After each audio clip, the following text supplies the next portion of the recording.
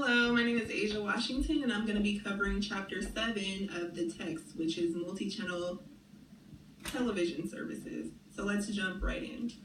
We're going to actually skip our introduction because we're going to go through those things in the video anyway. So we're actually going to start off on slide 4, but before we start off on slide 4, we just want to talk about why it's important to talk of this issue in the first place. And that's because over 86% of the population is subscribed to some television service in the United States, and 56% of those are actually serviced by three main people, or entities I should say, which are Comcast, DirecTV, and Dish.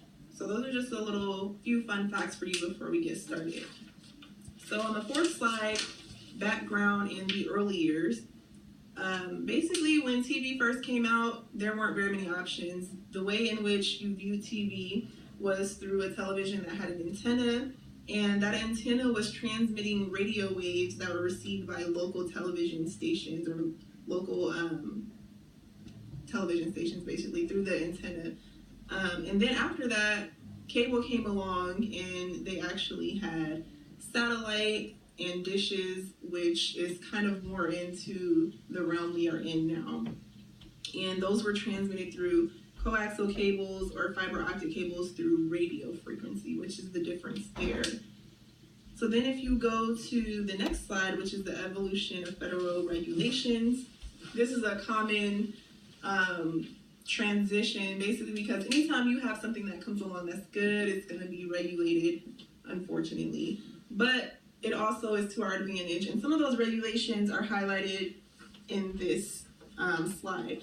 So regulations were instituted out of the need to serve local communities. That's the main point here, is that the local communities need to have the attention paid to the most.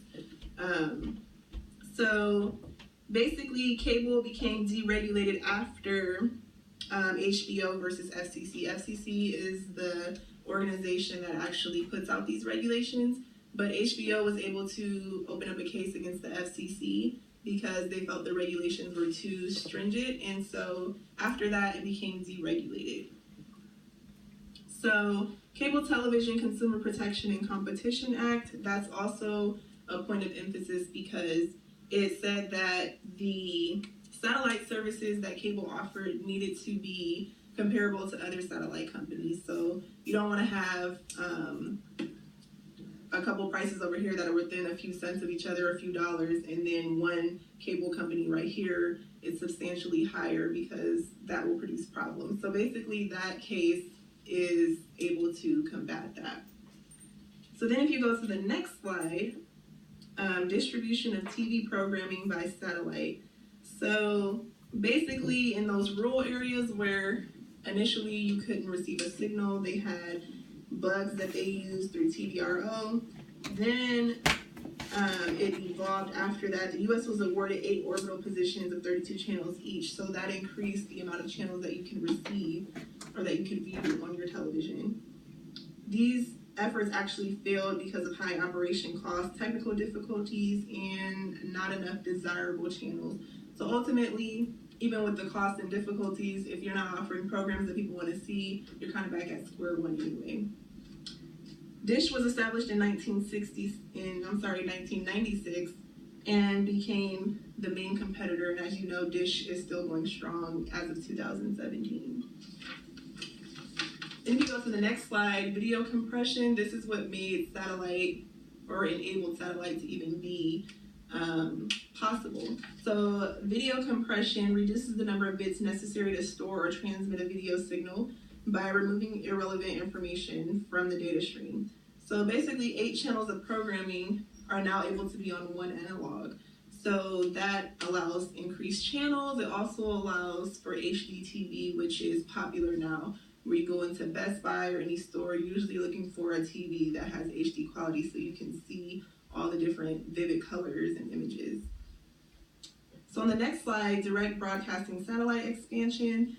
The main point of emphasis here is that satellite TV was for home reception with the dishes that were on the wall. The disadvantage was that you must disconnect the TV set from the satellite receiver or install an AV switch. So anytime you have to disconnect, install things, it's not all in one concise process, then that also is problematic for the customer. They want change, basically. So 2 main phrases that you also want to remember that television professionals still use now are the local interlocal service and the carry one, carry all. Those have to do with looking out for the interests of local people in the communities. If you are going to service one area, then you need to service all of them. If you're going to carry one, you're going to carry all, things like that. Still in tune with regulations. So then there are a couple structural or cable system architecture examples, which is the next slide. And as you can see, here is how it originally looked, which was the tree and branch design. And then it evolved to the hybrid fiber coaxial design. So basically, it's the same thing, except for this whole right section is moved further down here because they had to put in a fiber ring with 3 hubs. And then this evolved to this one, which is where we are now, and you can actually see the visual progression of becoming more concise. So you have the Earth station with the uplink to the satellite, downlink satellite dish to your home. And, sorry, that's on the next slide after that. The cool thing about how it is now is that the satellite's orbit matches the Earth's rotation, so the satellite coverage remains constant. So they're not actually going at the same speed, but because it's matching it as far as its structure, then you're able to tune into any channel any time of the day, any time of the night, which is a huge advancement from where it was. Then on the recent development slide, there's video franchising, which is franchising before 2005 was through local governments. This was complex because there's so many local government entities. Just in Florida, there's a county in Florida actually that has 26 governing franchising entities just for that one county, so that's really problematic. But if you increase it on a state level, it becomes easier, and that's what about 23 states have done. So a la carte pricing, cable can also be expensive, so then there are packaging increases, bundling, or just paying for specific channels or items that you would like. Then there's also triple play, which is video, voice, and data. And actually from 2008 to 2013, it jumped from 21% to 42%, which is a huge jump. And it just shows how a la carte pricing can be advantageous, but also there's no empirical evidence that it actually is. So basically it's really about your preferences and you figuring that out as the customer. So then after that, you have on the next slide, adapting to the linear model. Basically, the one point of emphasis I like to use is the hopper. That is a service that allows you to view multiple channels, the same channel in different rooms. And it just really shows a practical example of how things have evolved. Then you also have retransmission consent. And basically, service providers like AT&T, Verizon, Fios, they can remove broadcasters from their lineup. Broadcasters don't want to be removed from the lineup. They want to charge retransmission fees. They also don't want to lose their customers. So it's always a battle between those 3 things. And if you move to the next slide, we are now on our current status of how TV is everywhere. So there are smartphones, tablets, you can go anywhere. You'll see people watching ESPN. You'll see people watching shows that have already aired that they're catching up on. And that's how it has progressed until now. It hasn't reached its full potential, and that's because there are still system flaws and because the way in which they work out the financial deals is still evolving and they're still learning on how to best suit the customer and the company. Then you have the decline of the MVPD subscription. And that basically is that in 2013, 251,000 people decreased from their subscription. They are going toward more services like Hulu, Netflix, things like that. And the DBS and telephone companies added 170,000 and 1.6 million video subscribers. The rankings are basically remaining the same.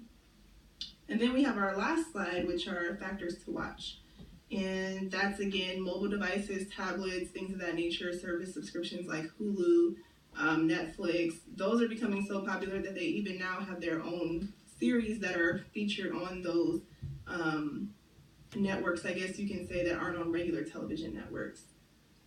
And then MVPD consolidation are as if like AT&T and Verizon merged together. That would be a monopoly on certain environments. So that's also problematic. And then finally, cord cutting. You don't want your customers to leave because things are too expensive. And a lot of people are looking to save money even if they can't afford it. That's just the nature of the country that we live in. So basically, that's how TV subscriptions and satellite dishes have evolved. So I would like to leave you with the question of, with the rise of internet viewing services such as Netflix and Hulu, where do you think traditional television viewing will be in the future? And that's it. Hopefully you enjoyed my presentation.